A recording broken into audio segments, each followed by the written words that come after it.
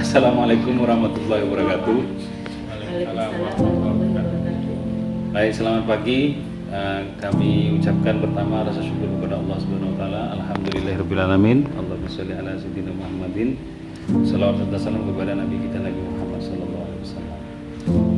Baik, pada kegiatan kali ini saya sebagai guru penggerak bernama Ahmad Fakih dari CGP 8 Kota Malang, SMK Negeri 2 Malang, ingin membuat kegiatan tentang wawancara atau interview terkait tentang cita-cita murid dan visi-misi sekolah sebagai pemenuhan tugas LMS 1,4. Baik, langsung saja kita perkenalkan dulu. Kita punya dua narasumber. Yang pertama wakil dari Kepala Sekolah Ibu Sulkoida selaku wakil kurikulum. Yang kedua perwakilan dari guru Bapak Tegar dari guru konseling BK. Selamat pagi Bu. Selamat pagi. Ya, sehat? Pak Tegar sehat? Alhamdulillah sehat. Baik. Sebelumnya kami ingin menyampaikan terkait kegiatan ini Bapak dan Ibu. Yang pertama, kegiatan ini tujuannya untuk interview atau membagi sharing praktik baik tentang apa sih keinginan kita sebagai seorang guru dan sekolah untuk menghasilkan siswa seperti apa ke depannya. Cita-cita kita ingin siswa itu seperti apa. Yang kedua, apakah visi misi sekolah ini sudah sesuai dengan yang kita inginkan, yang kita harapkan atau masih belum? Kalau iya, bagaimana? Kalau belum, seperti apa? Jadi kita mulai mungkin dengan beberapa pertanyaan ya Bu ya. Sebelum kita mulai pertanyaan, mari kita membaca doa sesuai keyakinan masing-masing. Untuk yang muslim baca surat Al-Fatihah. Ala hadihin ya as-solihah Al-Fatihah.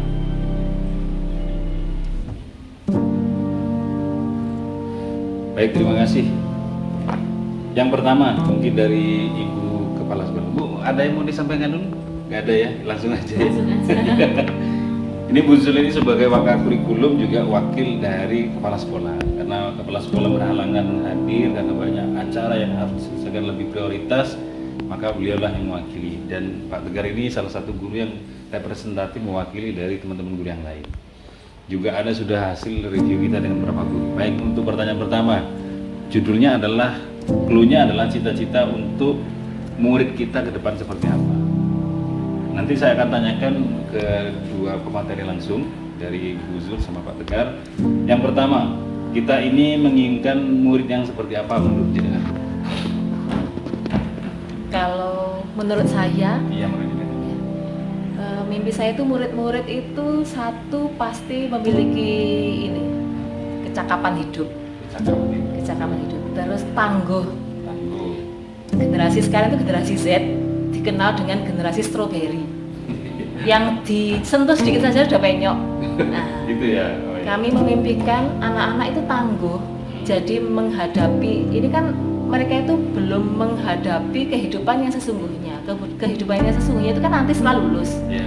Nah, ketika sekolah ini harapannya itu mereka benar-benar bisa belajar siap nanti ketika lulus itu menjadi generasi yang tangguh. Itu yang pertama.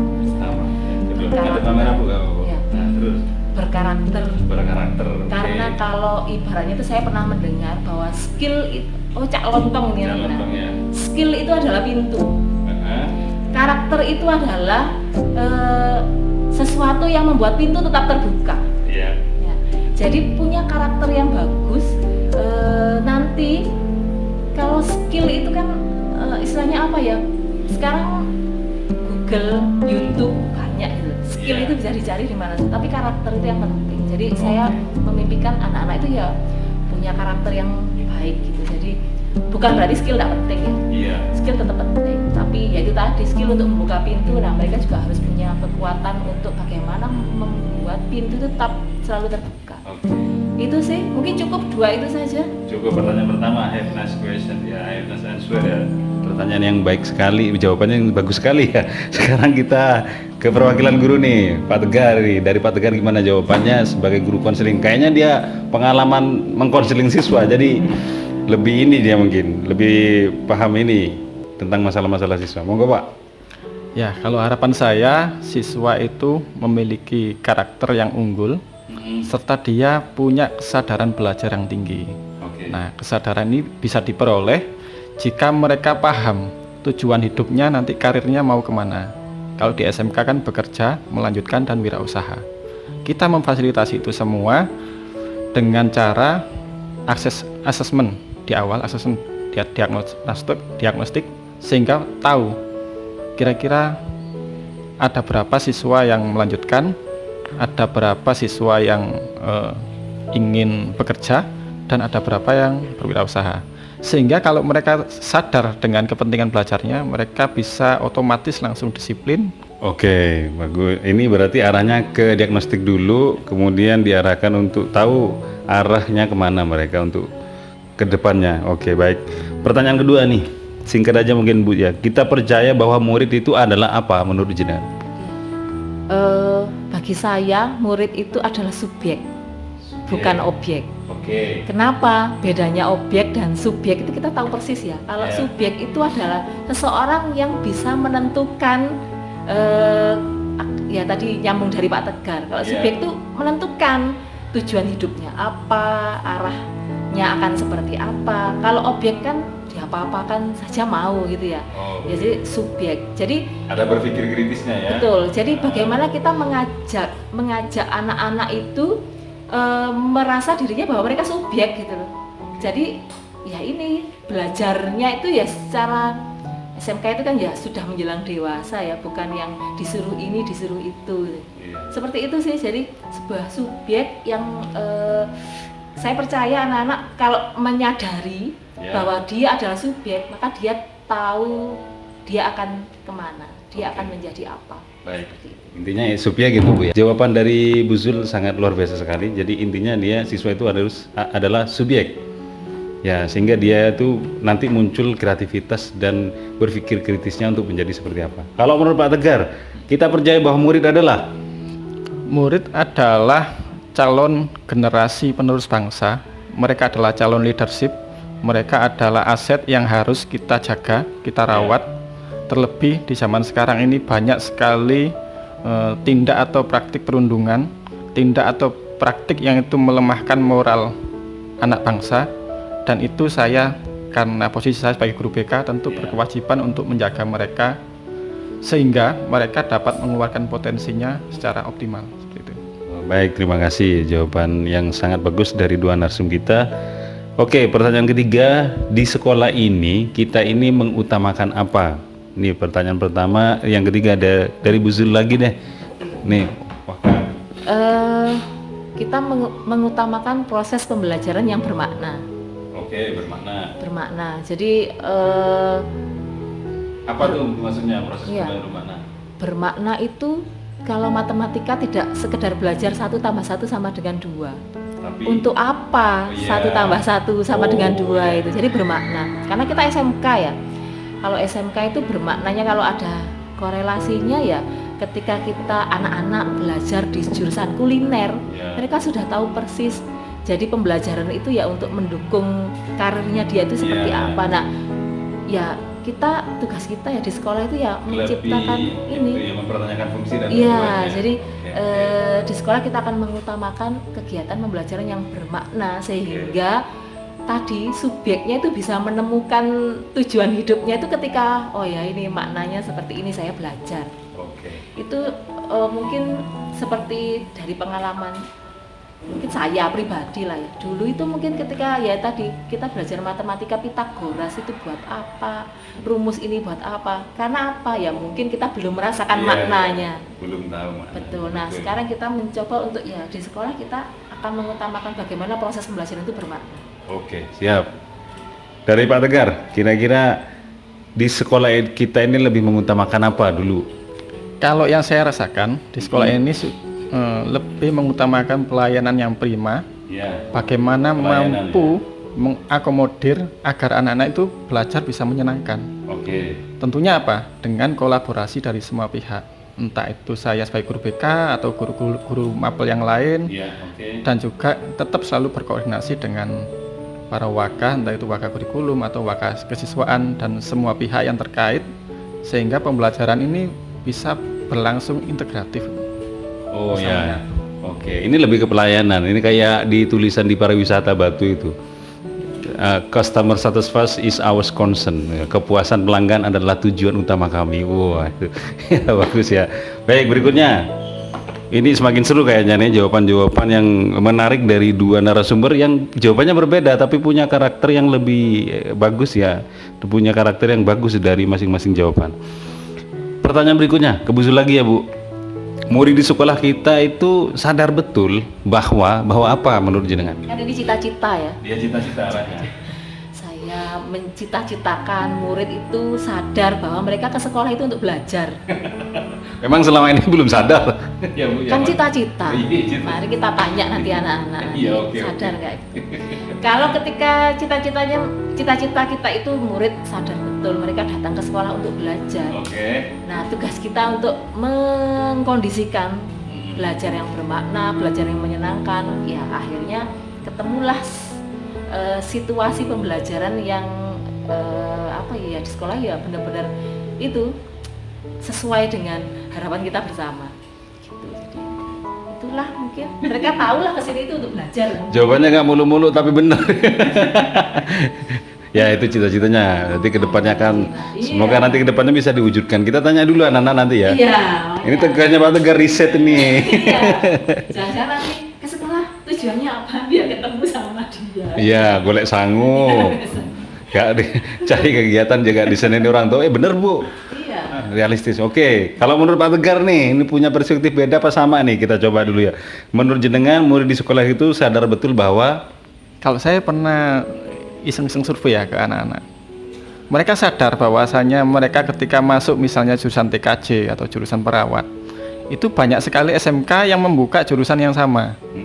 Sehingga dari mereka kadang-kadang muncul kegalauan. Kira-kira nanti ketika saya lulus, saya bisa bersaing nggak nih? Peluang kerjanya ini lebih banyak atau enggak nih daripada yang lulus? Sehingga dari situ saya sebagai seorang guru harus memotivasi mereka agar mampu mengidentifikasi dan memotivasi bahwasanya dengan persaingan yang banyak justru itu kita harus semakin mampu menunjukkan sisi uniknya di SMK 2 ini seperti apa. Sehingga mampu unggul dalam persaingan seperti itu. Mereka harus sadar sisi unik, harus mereka sadari sisi unik dari SMK 2 ini nanti apa sehingga potensi besar mereka bersaing dengan sekolah lain. Semoga juga bisa berdasarkan global ya siswa kita. Oke, berikutnya 2 pertanyaan terakhir. Kita warga di sekolah ini yakin untuk ini sebagai guru ya. Kita warga di sekolah ini yakin untuk apa menurut jenengan Bu? Iya. Kalau kita bisa bersama-sama, bergerak bersama. Waduh, ya. bergerak banget nih. Bergerak bersama. Tidak mungkin 1-2 orang. Kita ada guru ada 100 lebih gitu ya. Ya, guru ada 100 lebih ya. Kalau saya yakin kalau semua warga sekolah ini bergerak bersama-sama gitu, nanti ya pasti nanti cita-cita kita mewujudkan cita-cita siswa yang seperti yang tadi kita bicarakan sejak awal ya, punya siswa yang sadar belajar, punya siswa yang nanti berkarakter, nah itu pasti akan terwujud bersama-sama. Jadi cluenya adalah bersama-sama. Kolaboratif. Oke. Bu Zul mengusung nilai kolaboratif. Oke, kalau Pak Tegar bagaimana jawabannya jenengan? Pertanyaannya tadi bisa diulang. Oke, saya ulangi. Kita warga di sekolah yakin untuk ini kita sebagai guru ya. Untuk apa? Yakin bahwa nanti ke depannya seperti apa menurut jenengan?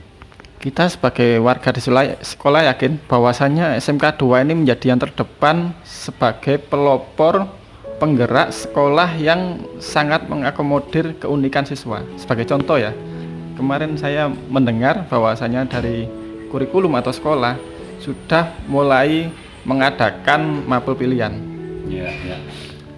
Dan itu hasil dari mungkin Bu Zul yang ikut workshop di mana Bu? Bandung ya, Bandung. Dan itu di Malang itu salah satunya SMK 2 yang mewakili, dan begitu mendapatkan workshop seperti itu langsung diterapkan pada tahun ajaran ini. Dan itu luar biasa, walaupun pada realitanya kita sebagai guru berusaha keras untuk mempersiapkan itu. Kita bekerja sama dengan guru-guru yang lain untuk mengidentifikasi siswa, kebutuhannya di mana, terus keinginan pelajarannya seperti apa, sehingga ketemu mata pelajaran yang unik, yang itu diferensiasi dan itu mengakomodir potensi daerah di Kota Malang, misalnya barista. Kan kita tahu perkopian di Malang sangat banyak. Itu SMK 2 mengakomodir itu. Masuk di JSP Nah, ya, potensi di Samudra. kedaerahan ya, Iya, barista. oke. Terus MUA melihat di Kota Malang ini penduduknya sangat banyak, terus banyak hajat dan sebagainya, terus wisuda. SMK 2 mengakomodir itu. Ya. Dan Baik. itu adalah salah satu contoh bahwasanya perubahan sudah kita mulai, kita berusaha untuk menjadi unggul dan terdepan, dan kita harus mampu untuk bersaing dengan sekolah yang lain. Bagus sekali jawabannya. Kalau Bu Zul lebih ke kolaboratif, kalau Pak Tegar nilai yang diusung lebih ke diferensiasi. Diferensiasi itu maksudnya untuk mengakomodir kebutuhan-kebutuhan siswa yang ketercapaian kemampuannya baik secara diagnostik, akademik, non akademik dia berbeda gitu. Sehingga yang diambil potensi kelebihannya gitu ya. Dan sekolah dan negara sudah menyiapkan pelajaran peminatan ya. Ini mendengar, ini langsung konfirmasi. Betul apa enggak, Bu? Ya, memang kita langsung laksanakan. Oh, ya udah. Jadi langsung ada koordinasi. Begitu panduannya saya belum keluar itu, Pak. Iya, Ini masih ini ya, tapi udah Tapi ini. sudah begitu kita tahu memang arahnya seperti itu, sudah. Saya itu prinsipnya satu, nggak mau menunda pekerjaan. Wow, visioner, kurikulum visioner. Jadi, pokoknya begitu ada informasi apa yang memang akurat ya, itu bisa dibilang ya akurat, kita ikut terlibat di situ ya. Ya sudah, nggak usah ditunda. Kemarin sebenarnya dari BK sendiri juga, Bu, bisakah ini ada waktu gitu ya, misal minta kelonggaran ini, nggak bisa, harus sekarang. Oh, iya. Ternyata terlaksana, teman-teman BK luar biasa loh. Oh, Bisa mengakomodasi. Jadi itu tadi, tentunya kan bersama-sama kolaborasi ya. Betul. Jadi ketika saya menyampaikan, oh nggak bisa ditunda. Kalau ditunda nanti konsekuensinya ini gimana? Oh ya benar juga ya Bu ya. Waktu itu koordinasi sama Pak Rizal selaku koordinator. Mau tidak mau dilaksanakan sekarang. Ya. Pak Rizal langsung koordinasi dengan timnya, langsung 2 hari selesai ya Pak ya. 2 hari selesai. Ya, luar Kenapa harus biasa. menunda kalau bisa dikerjakan Wih. saat itu juga? Luar biasa, visioner gitu. Kolaboratif itu seninya banyak, komunikasi, musyawarah, menerima, terpaksa, the power of kepepetnya muncul. Oke. Pertanyaan terakhir dari Clue Cita-Cita Siswa. Tenang, masih ada pertanyaan visi misi terakhir ini. Ini tentang cita-cita siswa yang terakhir. Pertanyaannya adalah, kita dan warga di sekolah ini paham betul bahwa apa nih? Paham ya, pertama kalau ini masalah siswa Ya. itu berangkat dari latar belakang yang berbeda-beda. Ya, betul. Karena latar belakang yang berbeda-beda tentu unik, Ya, berbeda. permasalahannya berbeda-beda. Nah, ketika kita paham itu nanti ya balik lagi yang berdiferensiasi itu ya. Jadi Yo. kita kan karena sudah tahu bahwa latar belakang yang berbeda itu juga nanti penanganannya juga Berbeda. juga. Ya, Jadi kemudian ketika kita melakukan sesuatu gitu ya, karena kita paham betul bahwa tidak selalu langkah-langkah visioner kita itu bisa warga kan banyak, Ya. tidak bisa 100% akan mendukung. Oh iya, betul. Pasti tidak 100% mendukung. Pasti ada unsur-unsur yang mungkin apatis. Kita sadar betul itu ada yang apatis, ada yang mungkin menentang, tapi nggak apa-apa. Seninya kan di situ. Jadi kita sadar betul. Ketika kita sadar ya kita melakukan sesuatu itu nggak beban. Betul. Itu kalau menurut saya. Ya, bagus sekali jawabannya, Nggak Bu. beban. Wis.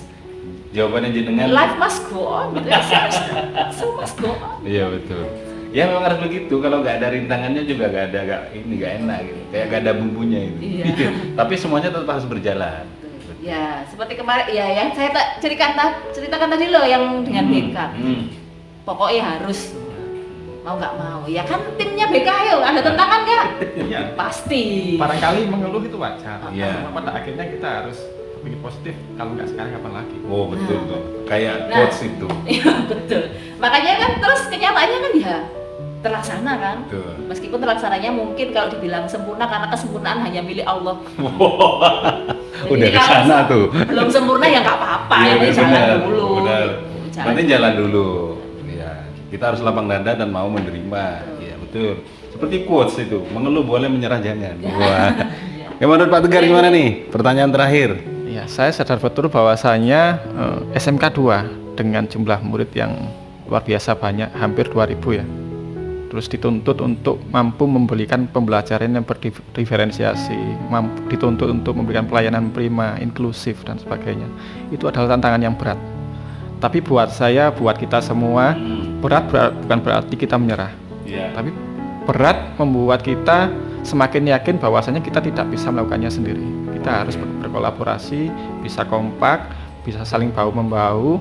Jika ada kekurangan kita meminta saran pada yang lain, sehingga dengan kebersamaan itu hal-hal yang berat itu bisa menjadi semakin ringan. Oh ya, kolaboratif ya, yang lebih memotivasi. Baik, terima kasih atas jawaban dua narasumber. Kita segmen kedua langsung, segmen yang terakhir, yaitu tentang visi misi sekolah.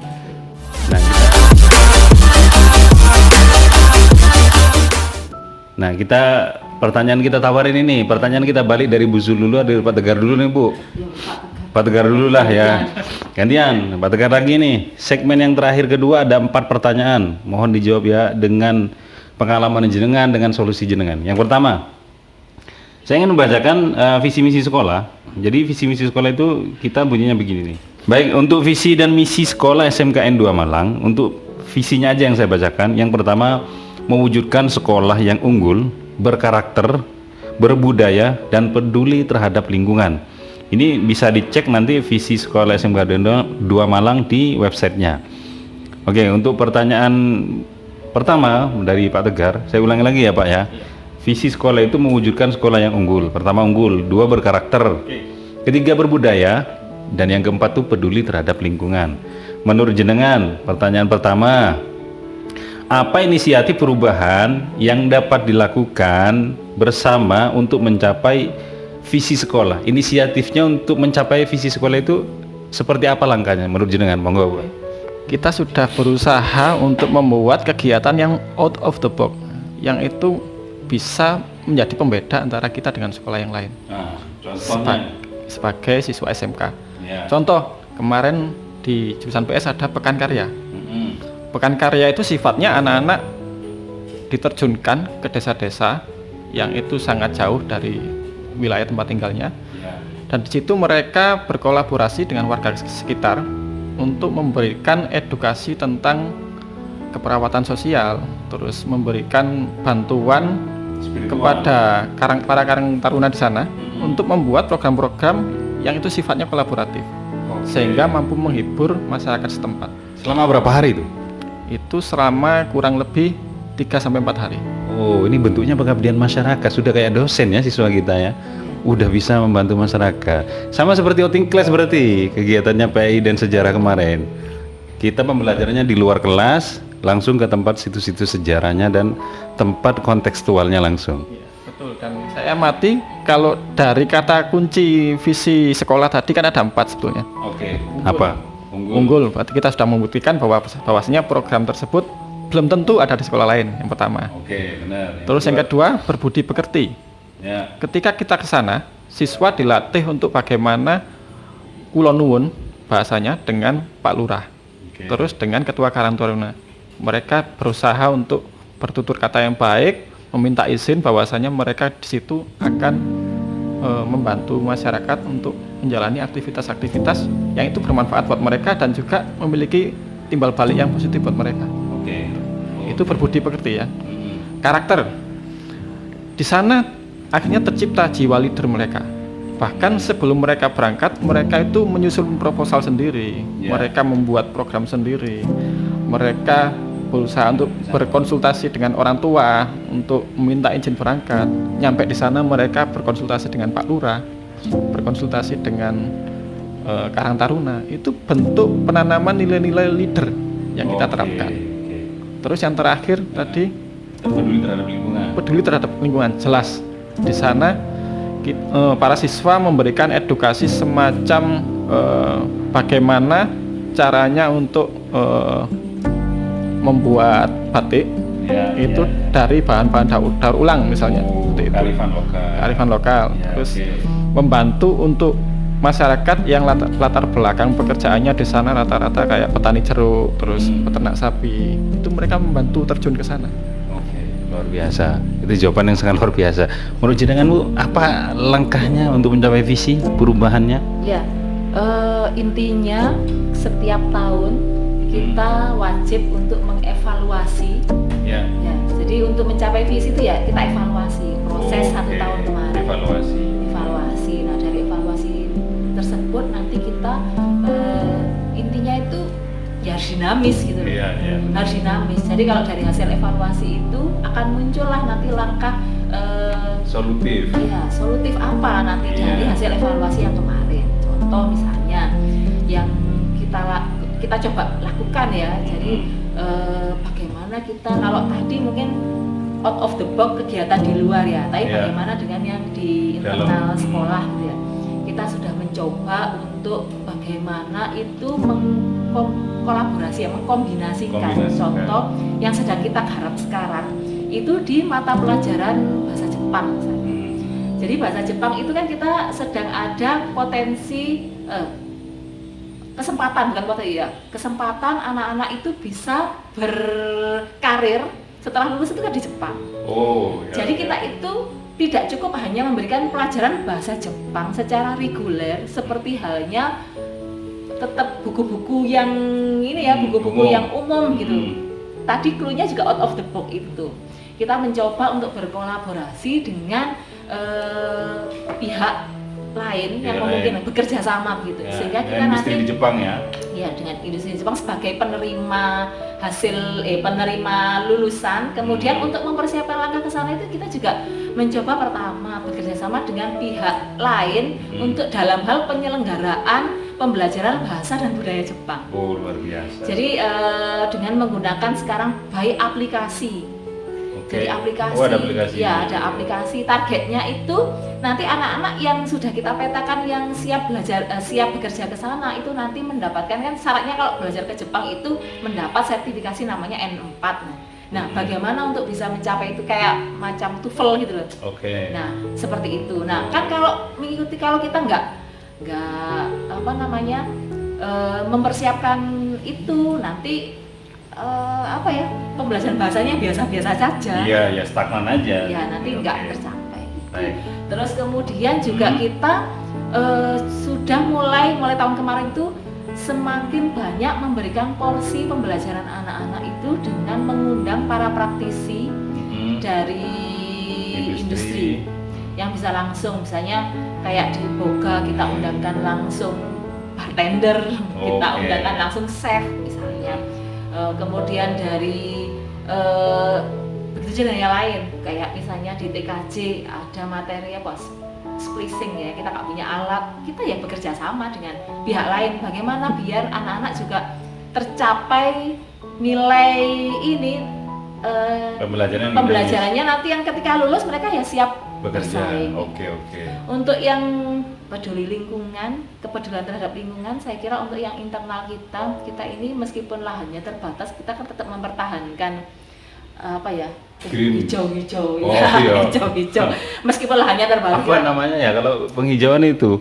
Ini tetap kita pertahankan di dalam lahan yang terbatas itu nggak semuanya dijadikan gedung. Tetap ada pepohonan, kemudian masih ada, jadi masih inilah pelestarian lingkungannya masih kita jaga. Di belakang juga masih ada greenhouse. Gitu. Kemudian ke anak-anak juga kalau pas pada saat reboisasi ya ini. On duty yang program on duty itu kan mereka juga ada tim yang juga ini ikut melestarikan lingkungan. Karakter bekerjanya juga dijaga. Ya, itu sih menurut saya. Baik, jawaban yang sangat luar biasa yaitu evaluasi dan dinamis untuk mengembangkan dan menjaga untuk mencapai visi misi sekolah, untuk mencapai visi sekolah. Baik, jawaban singkat aja, Pak Tegar. Pertanyaan kedua, ini masih ada 3 pertanyaan lagi. Pertanyaan kedua, apa saja kolaborasi yang dapat dilakukan guru, orang tua, dan kepala sekolah untuk mewujudkan visi sekolah? Kolaborasinya untuk mewujudkan visi sekolah. Kolaborasi untuk mewujudkan visi sekolah antara guru, orang tua, dan kepala sekolah. Kalau yang sudah dicontohkan ya dengan program pembelajaran di luar kelas, outing class. Satu outing class. Ya. Sudah ada, dan kebetulan Pak Fakih sendiri yang iya, lupa. waktu contohnya ya, salah satu contohnya ketika pembelajaran dengan kolaborasi dengan seni sejarah ya, yang di Trawulan itu, seperti itu. Itu kan juga perlu perizinan orang tua juga, bahwasanya siswa juga meyakinkan orang tua bahwasanya memang betul bahwasanya program ini dilakukan di luar kelas dalam rangka untuk memenuhi visi dari Merdeka Belajar itu sendiri. Baik, jawaban yang ini sudah saya lakukan sendiri, sebenarnya lupa saya outing class itu. Ya, outing class itu bagian dari pencapaian visi sekolah dan juga bagian dari implementasi kurikulum merdeka. Kalau menurut Bu Zul, antara orang tua, kepala sekolah dan wali dan guru ini kolaborasinya seperti apa untuk mencapai visi sekolah?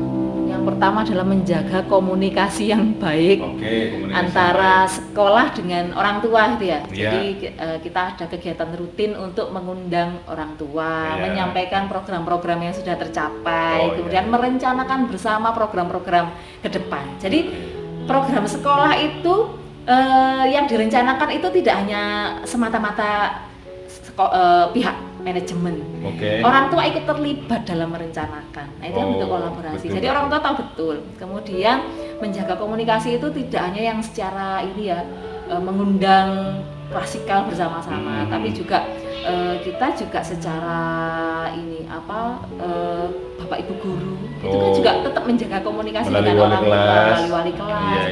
Bagaimana nanti menjaga iklim belajar di rumah, sinergi dengan yang di sekolah dan sebagainya. Ya itu sih kok harus kolaborasi.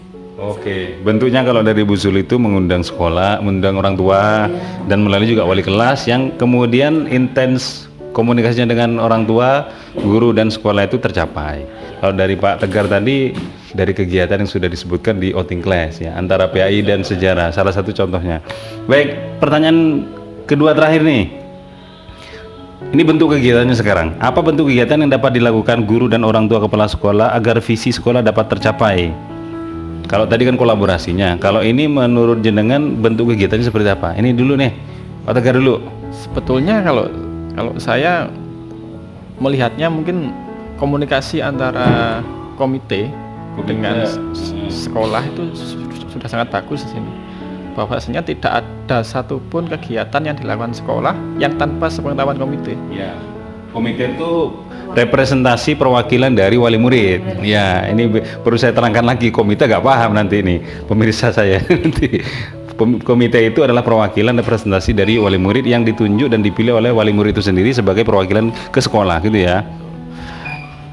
Dan para komite juga bangga seperti yang dipaparkan Bapak Kepala Sekolah kemarin, setiap kali ada kegiatan siswa itu selalu mencoba untuk didorong lebih aktif berpartisipasi sebagai panitia, sebagai EO-nya, sehingga jiwa leadership-nya bisa tumbuh, cara membangun komunikasinya bisa terlatih, dan itu menjadi nilai plus buat kita. Tentu kita sebagai guru merasa lebih ringan tugasnya, karena sebagai fasilitator, inspirator, dan motivator saja.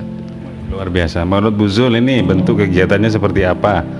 Iya, kalau selain tadi ya memang ada rapat koordinasi bersama gitu, yang itu kan ya memang formal ya, kegiatan formal yang kita lakukan. Barangkali mungkin kedepannya ya kita kemarin mungkin sudah tapi belum terlalu banyak ya. Kita mengundang orang tua yang sukses gitu. Untuk menjadi pemateri. Untuk menjadi pemateri. IP5 ya? Iya betul, untuk memotivasi. Kalau kemarin mungkin sudah ada berjalan dari baik itu orang tua, alumni dan sebagainya. Tapi mungkin kan belum begitu. Ini ya banyak. Mungkin ini kita tingkatkan. Jadi orang tua kita libatkan juga di dalam proses pembelajaran di sekolah. Seperti ya itu tadi, memberikan materi, nanti kita memotivasi, memberikan motivasi. Baik. Pertanyaan terakhir nih sebelum saya tutup dengan kesimpulan. Menurut jenengan berdua, narasumber yang hebat ini dari Wakak Kurikulum dan perwakilan salah satu guru, apa saja langkah konkret, langkah real yang menurut jenengan itu ya harusnya itu gitu untuk merealisasikan rancangan yang sudah ada di sekolah ini, untuk merealisasikan visi sekolah ini? bagaimana rancangan waktunya dan rancangan kegiatannya seperti apa? Langkah realnya. Nah, Pak Tegar dulu nih. Kalau saya sih dengan lebih banyak untuk memperbanyak kolaborasi antar mapel tadi. Oke, memperbanyak kolaborasi antar mapel. Oke, yang kedua, saya agak sulit untuk mencari kelemahannya karena memang untuk ukuran sekolah yang menerapkan Merdeka Belajar SMK 2 hampir sudah menerapkan semuanya.